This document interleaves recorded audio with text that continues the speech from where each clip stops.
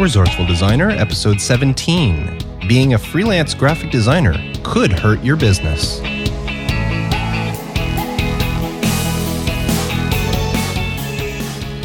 Welcome to the Resourceful Designer Podcast, offering solutions to streamline your graphic and web design business so you can get back to designing.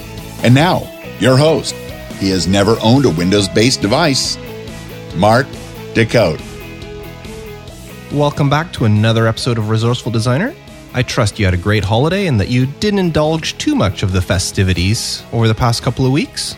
And if you're anything like me, I bet you're hoping that 2016 will be even better than last year. Now let me tell you, I missed you guys last week. I know I was really busy. I had my son home from university and we were doing all sorts of things and the whole family full of activities and all that. But when it came to the time of the week where I'd normally record the podcast, I kind of thought, maybe I should be doing it. But I decided to stick with family time, and I'm glad I did. My son's back at university now, my daughter's back in high school, my wife's back to work, and I'm back to work as well, and everything just seems back to normal. I don't know if you're like me, but I love the holidays, but for some reason, I also love it when the holidays are over and everything gets back to routine. Now, before I go any further, I just want to remind you that if there's any links or resources or anything I mention in this episode, you'll be able to find them in the show notes at resourcefuldesigner.com/episode 17. Now, I haven't asked you in a few weeks, but if you are enjoying the podcast, I would be very grateful if you'd head on over to iTunes by visiting resourcefuldesigner.com/iTunes and leave a review for me there. The more reviews I receive, the more visibility the podcast gets and the easier it is for people to discover it. So as well as sharing it with all your graphic designer and web designer friends, I would really love to get a review from you. Now, in this week's episode of the podcast, I'm going to discuss how you name yourself or call yourself can be affecting your business. But before I get to it, as always, let me go over this week's resource of the week. And this week, I chose Graphic Stock. Now, Graphic Stock is my new stock image site that I recommend for anybody looking for inexpensive images or vector files or anything of such to use, whether you're going to use them as placement images or if you're going to use them in your final designs. Graphic Stock is the first place to look. And if you use my link at resourcefuldesigner.com/graphicstock, you can get 83% off a yearly subscription. So you pay only $99 per year, which allows you unlimited downloads of any and all images on their site. Now, I used to recommend Dollar Photo Club as the best place to get inexpensive images, but they're no longer accepting new members. So Graphic Stock is now my go-to. Now, of course, they don't compare to some of the big name sites like Getty Images and such, but you do get what you pay for. And as I said, if you're using them for placement images or for some small jobs, unlimited downloads for $99 a year can't be beat. So once again, visit resourcefuldesigner.com/graphicstock to get your coupon code and subscribe for $99 per year. Now, I'm about to say something on this podcast that I have never said before. Are you ready? I'm a freelance graphic designer. There, I've said it. Now you will never hear me say it again. Now, I'm sure you're saying, well, what's the big deal, Mark? And in fact, I know a lot of you out there refer to yourselves as freelance graphic designers. It's just a term that I have never used. And for some reason, I always had some bias towards that term. Even when I was working at the printer and I started doing web design on the side at nights and all that, I still did not call myself a freelance web designer. Now, I hadn't really given this much thought, but a few weeks before Christmas, I had an email conversation with a potential client. And at the end of that conversation, it gave me the idea for this episode of the podcast. Now, let me call up the emails here and read you what the actual conversation was. Now, of course, I'm going to paraphrase and I'm going to leave some stuff out. But in general, this is the conversation that went on between myself and a potential client. So the email I received started off with, "Hi, Mark," and then he had a paragraph wishing me all the best for the Christmas season and all that. And then he went on and said, "As you may or may not know," and then he names somebody, but he's basically their graphic designer is undergoing surgery in January and will be off for 3 months. "I'd like to know if you are available to cover for him while he's away." And then he goes on and describes the position and all that. Now, I know this gentleman that sent me this email. He's the CEO of a big manufacturing company in town. And I actually did some work for him when I used to work at the printer. Now, in the description, he did state that the 3 months I would need to be working there in-house because the turnaround time on some of the jobs they do is very, very short. Like sometimes the designer only has 30 minutes to get something done.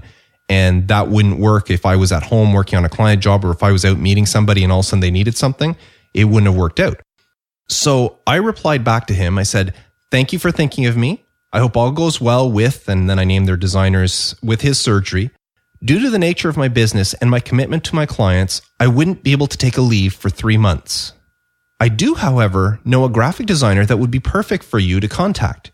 She is from this area, but has spent the last few years working in Montreal. She has recently moved back to town and has contacted me to let me know she was looking for work. Here's a link to her resume website with all her contact info." And that was that.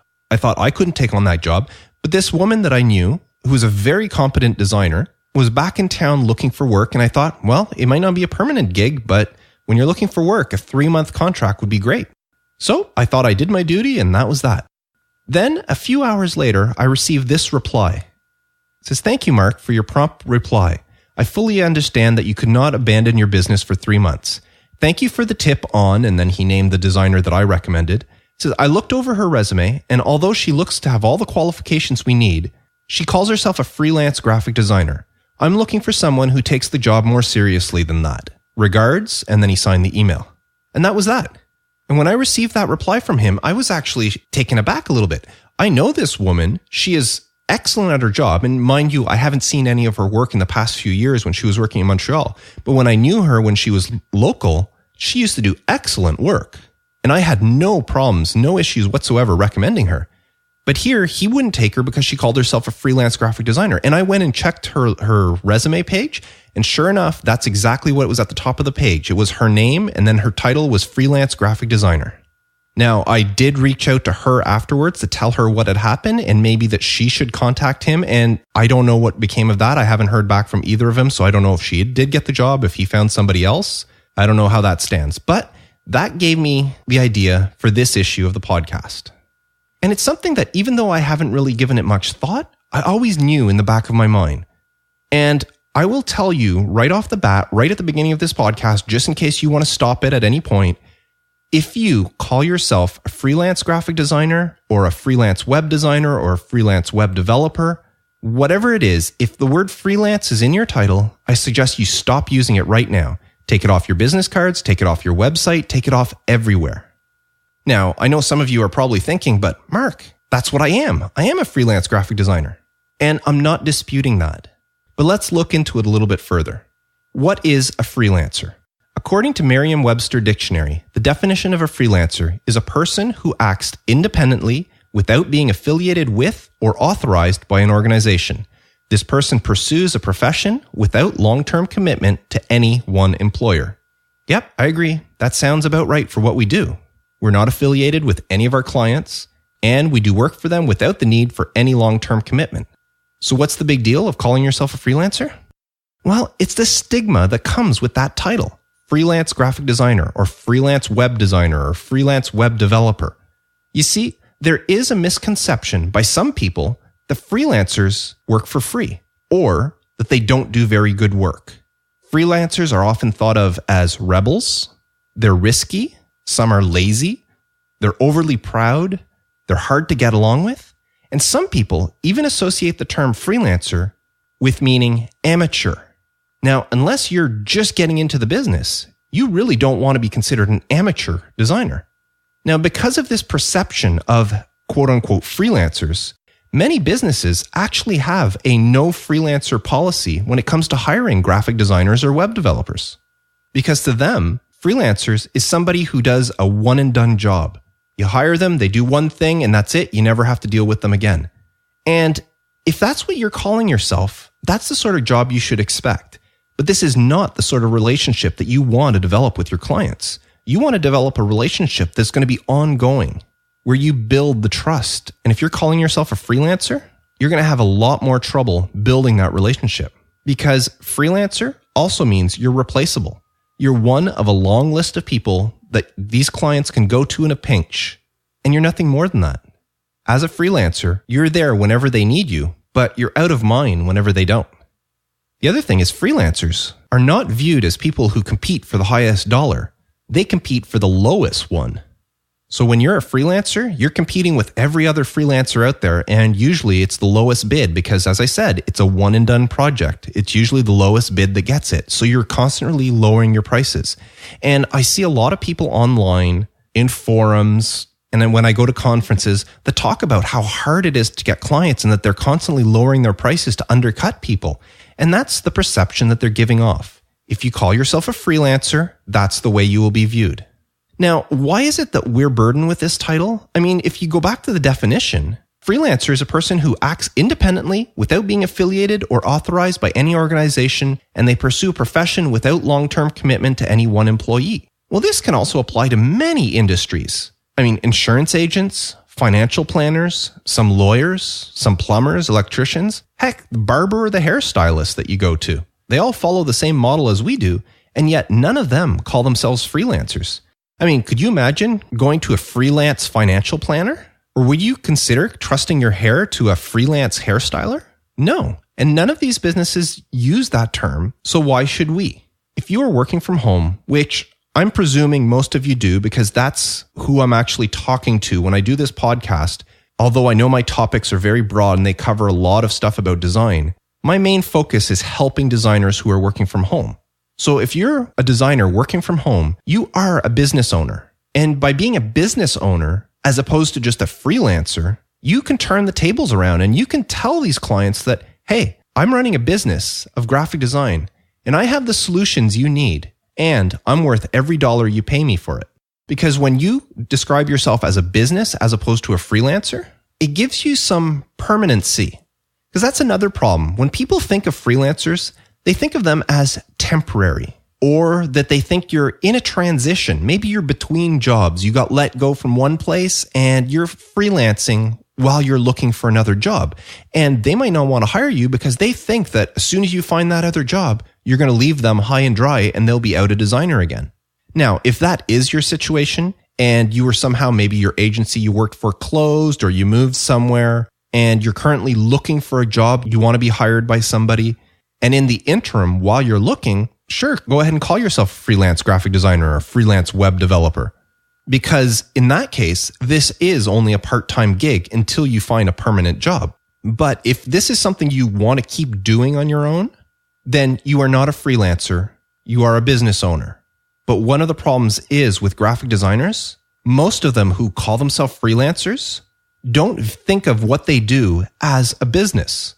But that's exactly what it is. Whether you have something registered with the government or you're just running it on your own, you are running a business. You could consider yourself self-employed, although a lot of people frown upon the self-employed term as well, because self-employed to a lot of people means, well, he's unemployed, quote unquote. I mean, even when you go to apply for a loan, if you check off the self-employed bit, then you have all sorts of hoops and stuff to jump through.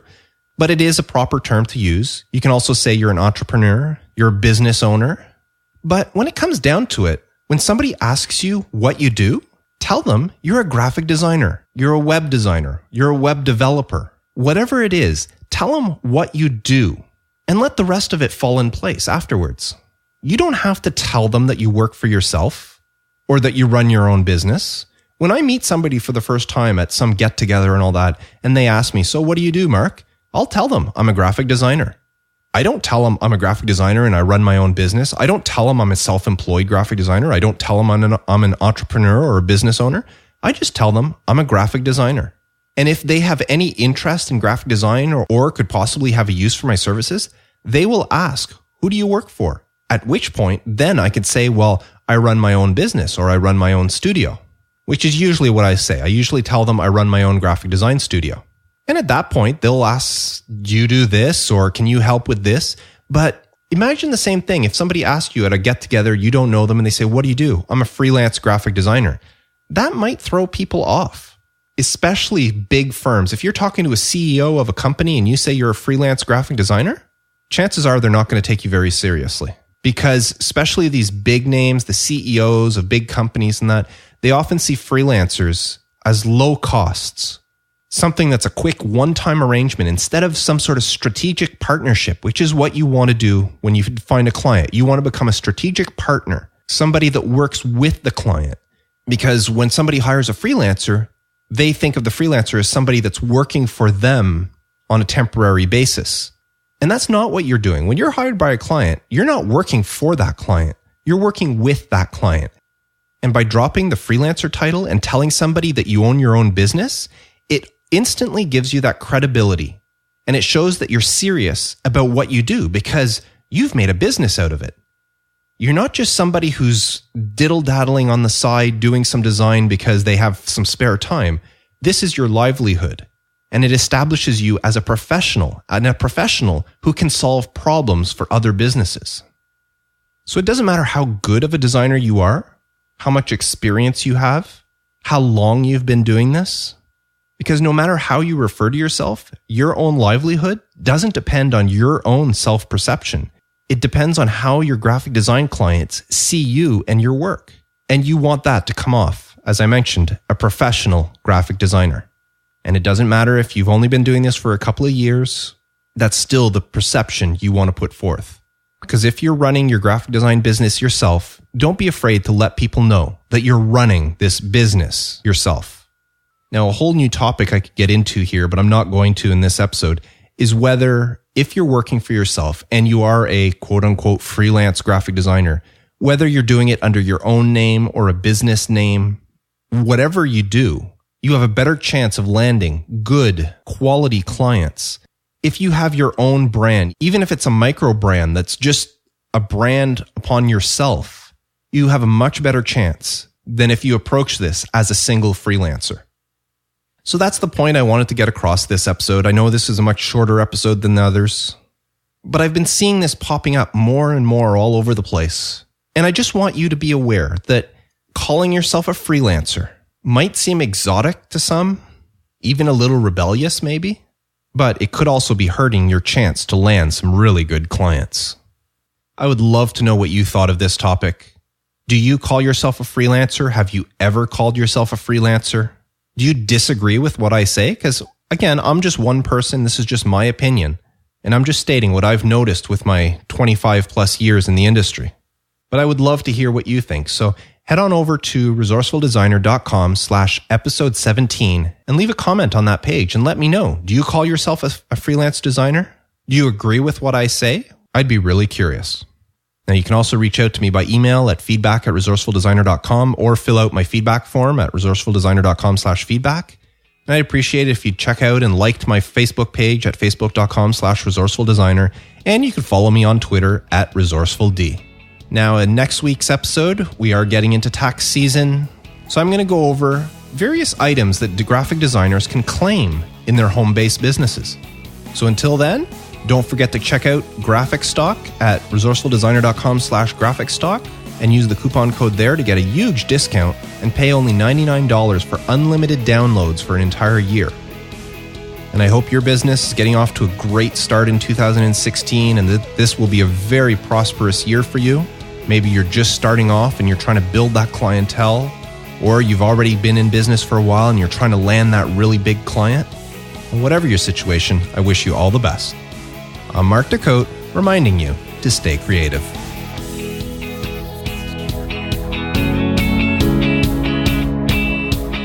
Thanks for listening to the Resourceful Designer Podcast at resourcefuldesigner.com.